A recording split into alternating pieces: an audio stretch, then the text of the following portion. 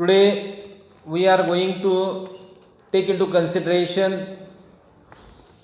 a literary term from the paper entitled Introduction to Literary Criticism, paper number 7 of semester 5.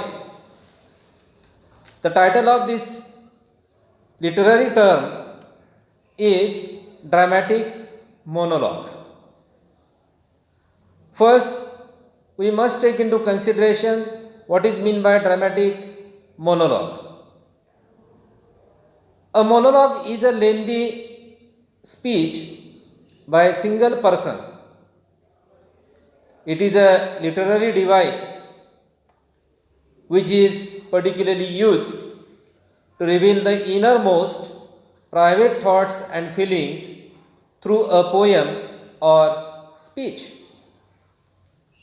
I mean, the character is expressing his inner feelings in front of the audiences, particularly on the stage. Actually, this speech is recited while other characters are present on the stage. No doubt, the character is expressing his own innermost feelings on the stage, but other characters are also present on the stage. This monologue often comes during the climatic moment in a work and often reveals hidden truths about the character. In other words, we can say that the hidden truth is going to be exposed through the medium of this dramatic monologue. Their history and their relationships with each other, all these things are presented through the medium of this dramatic monologue. The most famous examples of this special type of monologue can be found within the poems of Robert Browning. I mean, we can take into consideration the example of Robert Browning. The poem which has made use of this dramatic monologue is entitled as My Last Duchess. It is written by Robert Browning. This is a dramatic monologue spoken by the Duke Ferrari.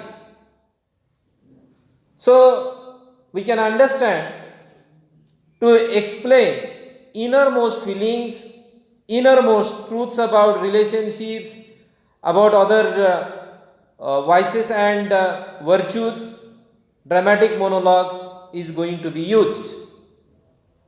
Actually, the purpose of the monologue is to not to disclose the poet's own ideas, but the thoughts of the lead character in the poem. Browning's use of dramatic monologue has a special effect on his works.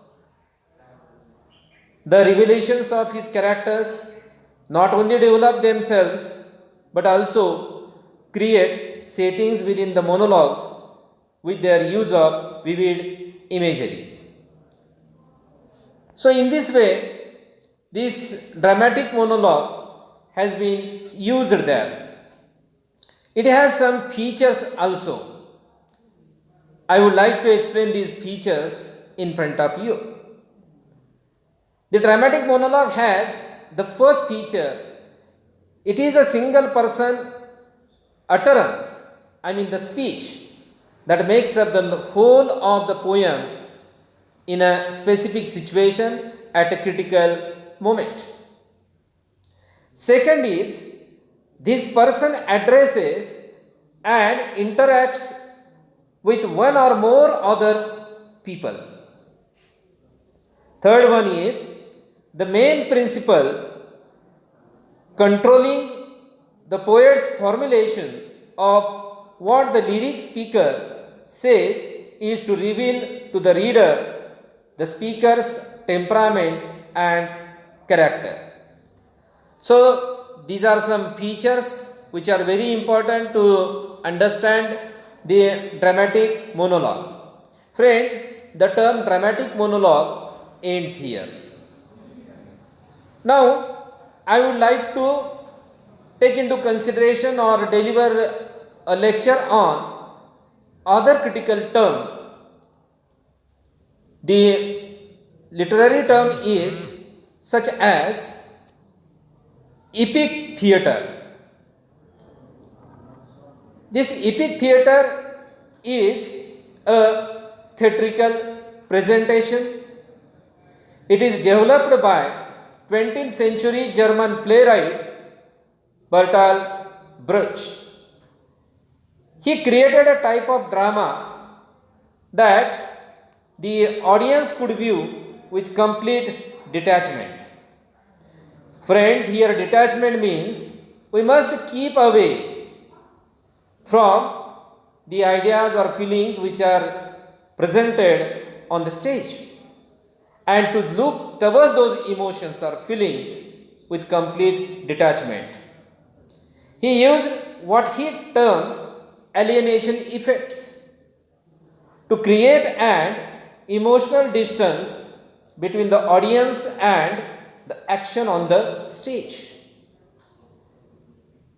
Bertolt Brecht aimed to overthrow entirely the sympathy of the audience with the role that was features of the theatre of bourgeois realism.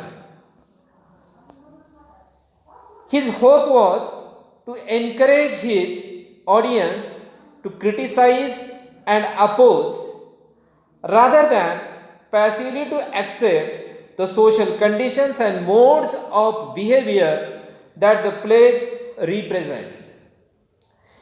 In other words, we can become ready to go against the established social conditions, mode of behaviors through the medium of this epic theatre.